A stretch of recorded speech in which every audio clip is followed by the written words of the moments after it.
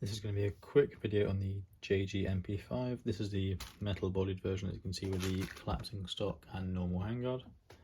First of all, it comes with a manual,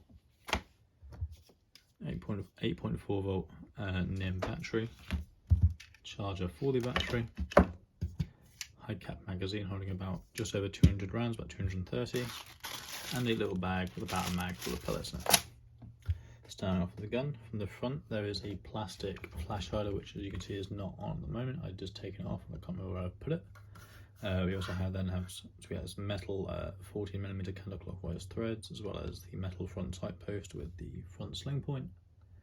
Then we have the cocking tube and charging handle. The tube itself was metal, the handle itself was metal, the inside bit there is plastic.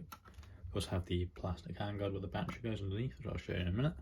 The charging handle does go back and forth, but it does not open the bolt because that is moulded into the body. I wouldn't recommend slapping it down too many times because eventually it will probably break. We also have the hop-up adjustment just here, all the way forward like so is no hop, and going further back is more hop.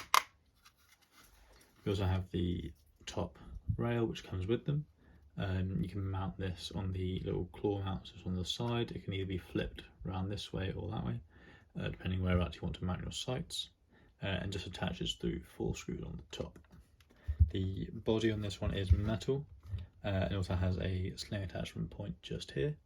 We also then have the metal mag release with the normal paddle, as well as the M4 style mag release on the other side. As you can see, there's also the Ambidextrous selector switch, which is on the plastic lower body. It does click between safe, semi and full auto. The clicking from auto to semi is a little bit stiff and sometimes goes slightly over and can go into safe. As you can see just there, it sort of goes into safe, sometimes it locks the trigger slightly. It's not too much of an issue, but it is a bit of a pain. Going back from there, we also have the metal rear sight, which you can adjust in 4 positions. As you can see there, it's kind of the open kind of battle sight. So then we have 3 other holes, which are just smaller holes into the metal. Personally, I like the open one, it's quite nice and a bit nostalgic as well.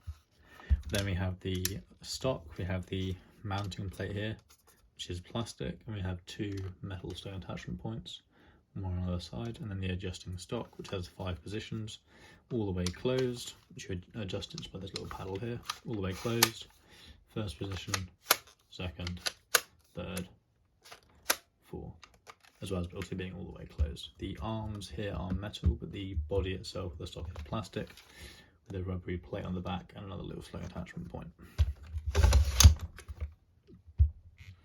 I used to have one of these a few years ago, and not much has changed since, apart from the fact that you get the sight rail, which I didn't think you used to, as well as it now has a quick change spring in the back, but you do need to still take the gearbox out of the body. You can't just take the stock off and then take the spring out the back.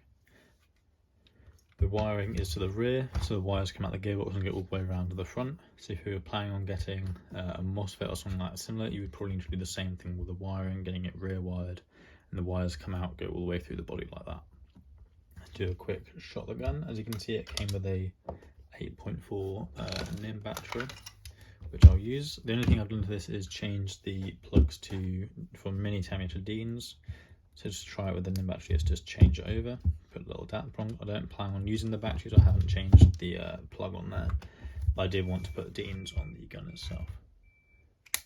You also have you can see the hop-up adjustment arm just there. So semi-automatic and full automatic. As you can see, quite a stiff selector.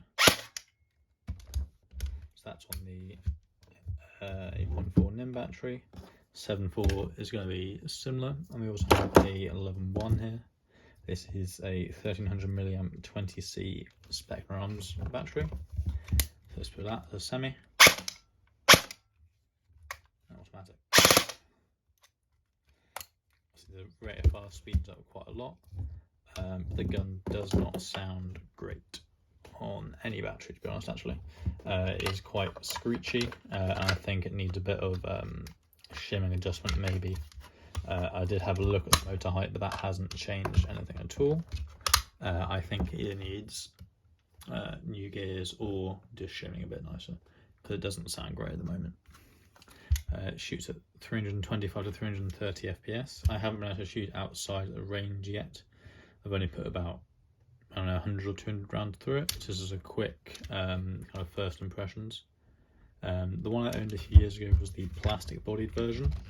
I have to say the metal body version is a lot nicer in terms of quality when you're holding it, but performance wise it's pretty much going to be exactly the same. The only difference from when I used to have one to now that I've really noticed is the quick change spring in the back of the gearbox. Everything else is pretty much the same, and it shoots and sounds pretty much exactly the same as I remember it being. These are not overly expensive. They're a bit cheaper than the Cyma mp5s. This one was 180 with it being the metal bodied version, and the plastic versions are about 130. Whereas the cheapest Cyma mp5 tends to be around the 200 mark now. There are some differences. Obviously, they have the hop up on the inside of the bolt rather than on the outside, so it depends which one you prefer. As well as the Cyma ones have a lot of upgraded versions as well, with the 416 style stocks, M-lock handguards, as well as high-speed gearboxes, etc.